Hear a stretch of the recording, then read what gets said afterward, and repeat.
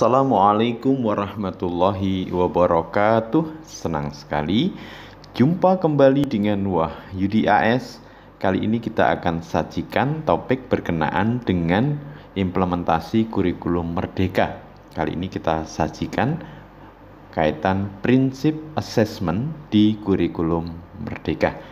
Tentu ini diperuntukkan bagi Bapak Ibu guru atau siapapun yang berkeinginan untuk memahami kaitan dengan prinsip-prinsip asesmen di kurikulum merdeka.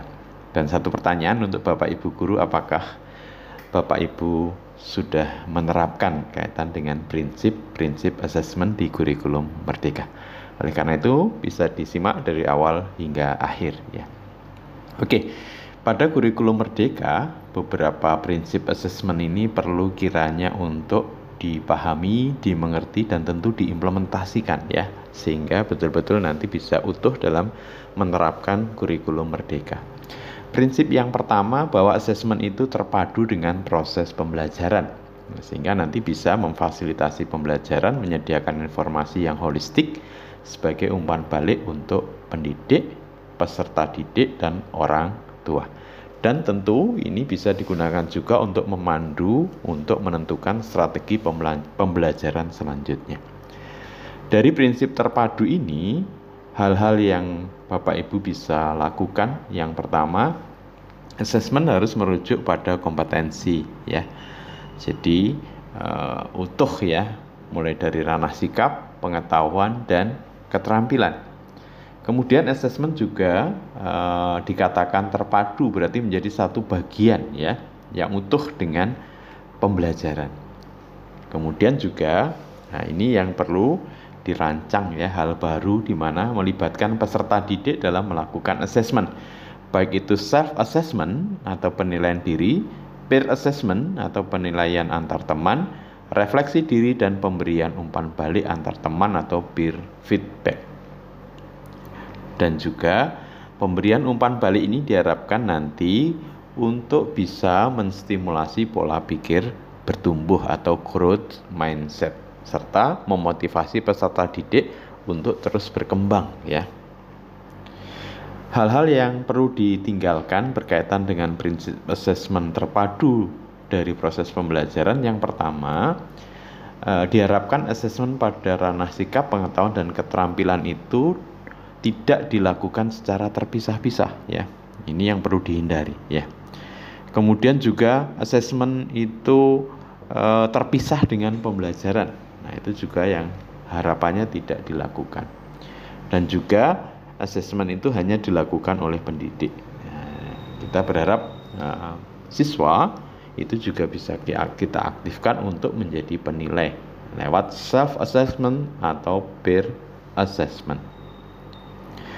Juga hal-hal yang juga mungkin perlu kita tinggalkan atau kita perbaiki ya, ketika Bapak Ibu guru mungkin memberi umpan balik hanya menggunakan kalimat pujian yang pendek, meskipun ini juga sudah cukup baik ya, tapi kalau bisa menyasar pada hal-hal yang kita beri umpan balik akan jauh lebih bagus ya. Jadi kadang-kadang hanya bagus, keren, pintar, pandai, cerdas, tapi tidak menyasar pada bagusnya di mana, kerennya di mana, dan seterusnya. Oke, masuk ke prinsip yang kedua, yaitu asesmen itu dirancang dan dilakukan sesuai dengan fungsi asesmen ya.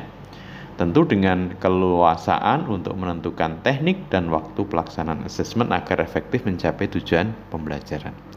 Jadi nanti Bapak Ibu guru, penentuan teknik ataupun waktu itu otoritas dari Bapak Ibu guru ya. Dengan harapan asesmen harus dirancang nanti sesuai dengan fungsi asesmen. Hal-hal yang perlu dilakukan Bapak Ibu, satu, membangun komitmen dan menyusun perencanaan asesmen yang berfokus pada asesmen formatif ya. Jadi diharapkan Bapak Ibu di kurikulum merdeka ini asesmen yang utama itu berada di asesmen formatif ya, yang terpadu dengan proses pembelajaran. Kemudian juga menggunakan beragam jenis teknik dan instrumen penilaian formatif dan sumatif ya, sesuai dengan karakteristik mata pelajaran, capaian pembelajaran, tujuan pembelajaran, dan kebutuhan peserta didik, sehingga asesmennya tidak monoton dengan hanya satu teknik, misalkan hanya tes tulis itu saja ya. Perlu Bapak Ibu memperkaya dengan teknik atau instrumen-instrumen yang lainnya. Kemudian diharapkan juga asesmen itu dilakukan dengan alokasi waktu yang terencana Bapak Ibu ya. Dan juga kita mengkomunikasikan kepada peserta didik terkait nanti jenis, teknik, dan instrumen penilaian yang akan digunakan sehingga peserta didik betul-betul tahu kira-kira untuk bisa mencapai penilaian terbaik itu kriterianya seperti apa. Sementara hal-hal yang perlu ditinggalkan, yang pertama berfokus pada asesmen sumatif ya. Jadi asesmen sumatif itu di akhir. Tentu ini yang mulai diminimalisasi Bapak Ibu ya. Jadi kita lebih memberi porsi lebih besar pada asesmen formatif ya.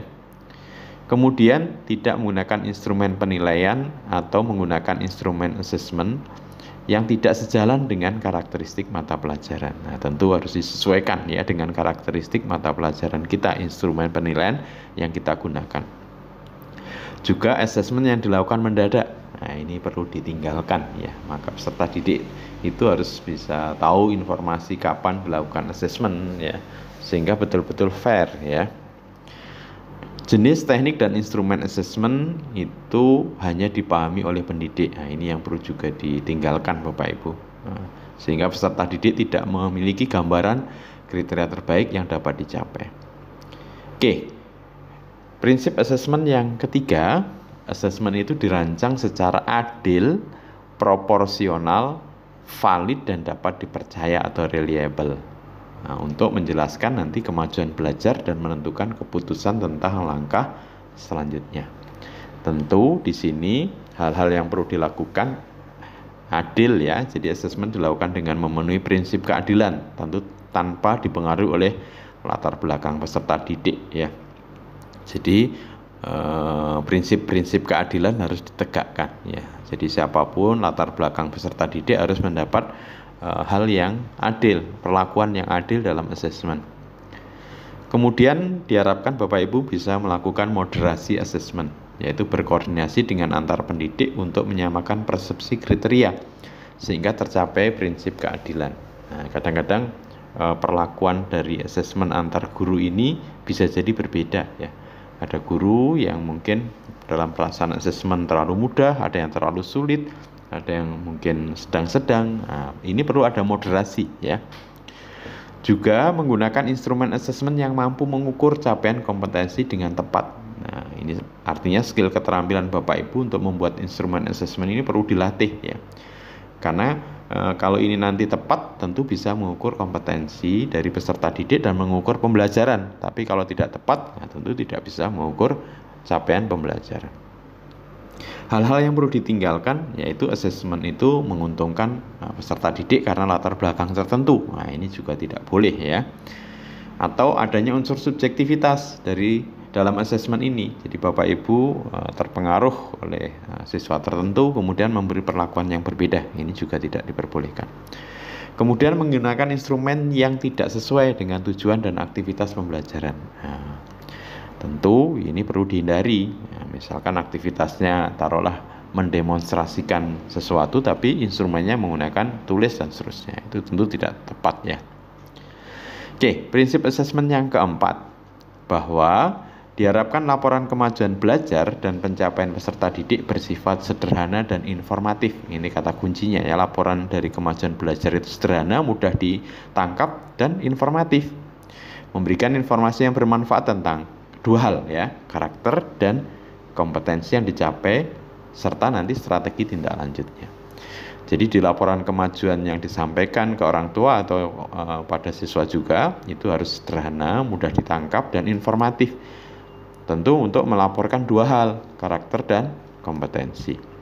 Sehingga hal-hal yang perlu dilakukan, nah, tentu laporan tersebut jelas dan mudah dipahami oleh semua pihak, baik siswa, orang tua, atau stakeholder yang lain. Kemudian ketercapaian kompetensi dituangkan dalam bentuk angka dan deskriptif ya. Dua hal ini kalau bisa menjadi satu kesatuan ya. Kemudian laporan kemajuan belajar hendaknya didasarkan pada bukti dan pencatatan perkembangan kemajuan belajar peserta didik, tidak dikira-kira atau istilahnya itu tanpa ada bukti dari capaian yang didapatkan oleh peserta didik. Kemudian laporan kemajuan belajar itu itu sebagai dasar nanti penerapan strategi tindak lanjut untuk pengembangan kompetensi peserta didik. Dan hal-hal yang perlu ditinggalkan Bapak Ibu, yang pertama diupayakan laporan kemajuan belajar kita tidak menggunakan bahasa yang kompleks ya, atau terlalu ilmiah sehingga kurang mudah dicerna oleh stakeholder ya. Kemudian penggunaan kata atau kalimat negatif ini perlu kita hindari ya. Akan lebih baik diubah ke kalimat yang lebih positif meskipun maknanya sama ya. Kemudian ketercapaian kompetensi dituangkan hanya dalam bentuk angka. Ini juga kita hindari, kalau bisa dalam bentuk angka dan deskriptif. Oke, prinsip yang terakhir atau yang kelima, bahwa hasil asesmen itu digunakan oleh peserta didik, pendidik, tenaga kependidikan, dan orang tua sebagai bahan refleksi. Dalam apa? Untuk meningkatkan mutu pembelajaran. Tentu bagi guru, dari hasil refleksi asesmen nanti untuk memperbaiki strategi atau metodologi pada pembelajaran berikutnya. Sehingga hal-hal yang perlu dilakukan, satuan pendidikan memiliki strategi agar hasil asesmen digunakan sebagai refleksi oleh peserta didik, pendidik, tenaga kependidikan, dan orang tua, tentu untuk meningkatkan mutu pembelajaran. Dan hal-hal yang perlu ditinggalkan, jangan sampai asesmen hanya dijadikan data dan tidak ada tindak lanjut atau untuk peningkatan mutu pembelajaran. Tentu ini yang perlu dihindari. Bapak Ibu, tadi adalah 5 prinsip-prinsip dalam asesmen di kurikulum Merdeka. Mudah-mudahan bisa dipahami dan tentu diimplementasikan dalam pelaksanaan keseharian dalam Bapak Ibu mengelola pembelajaran dan asesmen. Terima kasih, sampai ketemu pada video berikutnya. Terima kasih. Assalamualaikum warahmatullahi wabarakatuh.